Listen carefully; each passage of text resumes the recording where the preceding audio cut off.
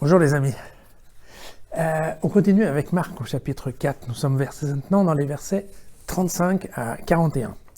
Alors, nous sommes toujours dans la phase de la formation des disciples organisée par Jésus. Par contre, nous allons voir un tout petit changement de tactique, puisque ce qui se passe, c'est que jusqu'à maintenant, Marc nous a raconté globalement les paroles de Jésus, d'accord, sous la forme des paraboles. Et maintenant, Marc va plutôt raconter les faits et gestes de Jésus au travers des miracles. Nous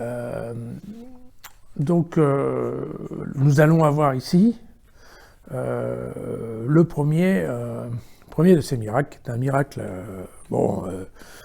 facile, assez sympa.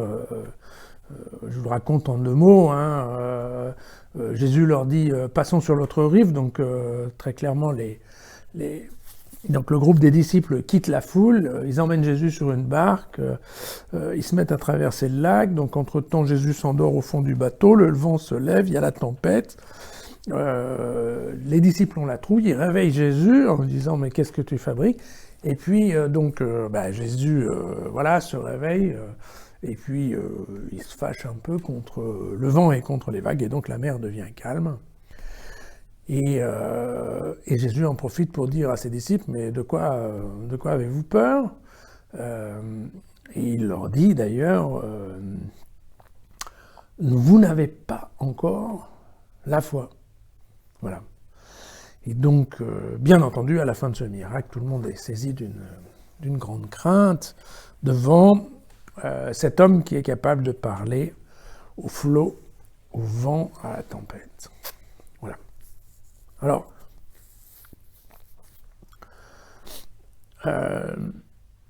cette histoire de Yahvé, de Dieu qui parle aux éléments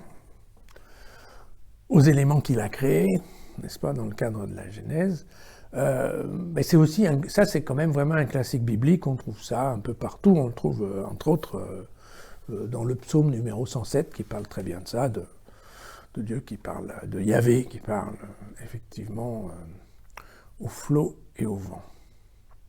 Alors, après, quand on connaît un petit peu, ce texte, c'est presque un copier mot pour mot de l'histoire de Jonas.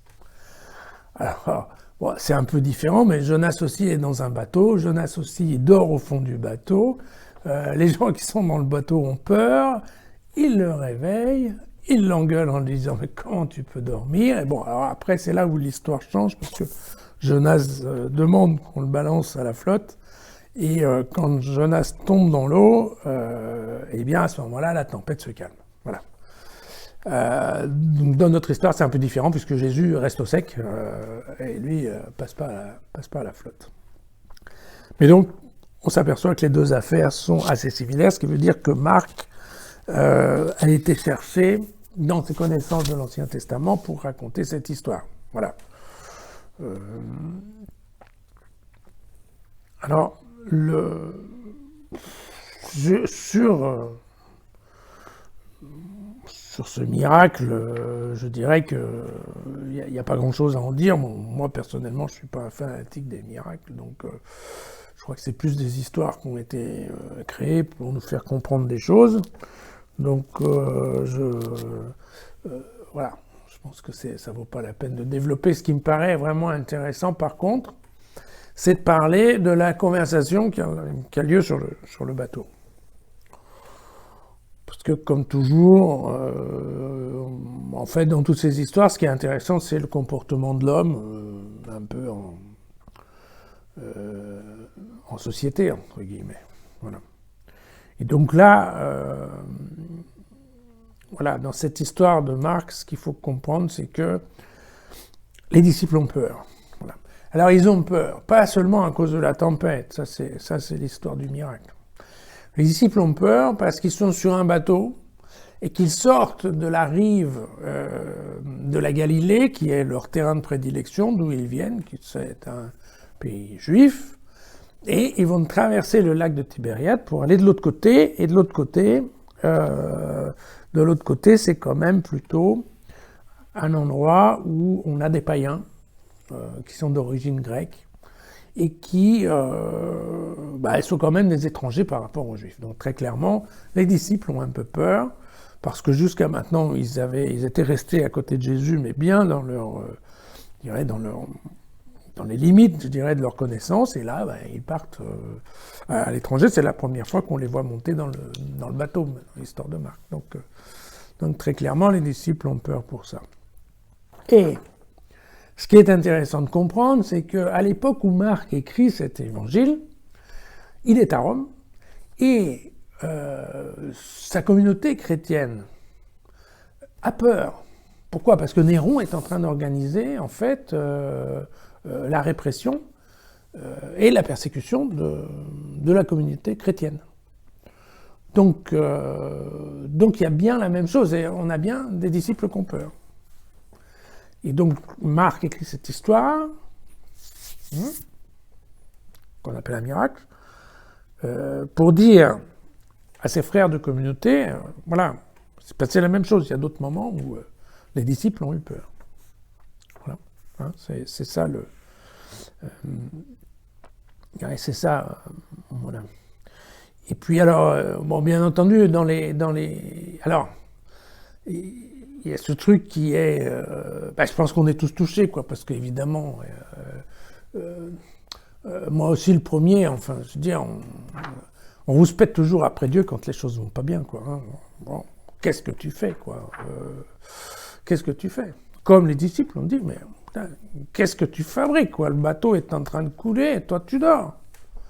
Ou comme probablement les copains de Marc sont en train de dire, enfin, oh, Jésus, qu'est-ce que tu fabriques, quoi ? Le type, on va tous y passer, et toi, on ne sait même pas où tu es, quoi. Hein.